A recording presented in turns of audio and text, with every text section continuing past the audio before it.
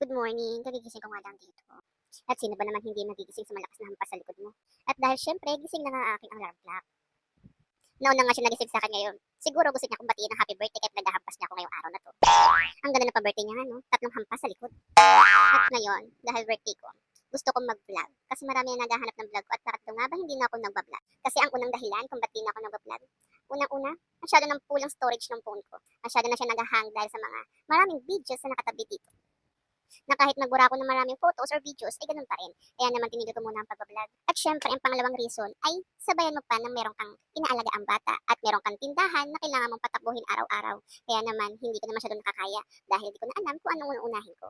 Magwa 1 year old na kasi ang baby ko. Kaya naman marami na siyang activities na ginagawa tulad na ng pag-aakyat at paghahabol sa akin. Kaya naman hindi na rin ako masyado nakakapag-vlog or nakakapagluto ng merienda sa hapon dahil hindi ko alam kung anong unahin ko.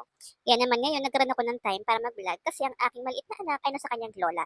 Kaya naman nagkaroon ako ng time para mag-video at dahil masyado yung numis ang aking pag-vlog, kaya ayan, isasama ko kayo ngayon. Dahil birthday ko, pagbibigyan ko kayo ulit, pero di ko alam kung masusundan ko ulit to kasi alam niyo na masyado nang busy ang inyong lola.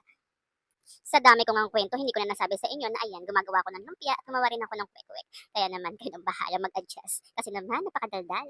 At hindi na nga ako masyado nakapagkuha ng video. At pagdating nga ng kinagabihan, eto, meron kaming pagtitipon. At dahil nga daw birthday ko, kailangan namin lumabas at kailangan namin mag-unwind. Kasama pang aking maliit na junakis, tuloy ang gala. O diba? Anong laban natin dyan?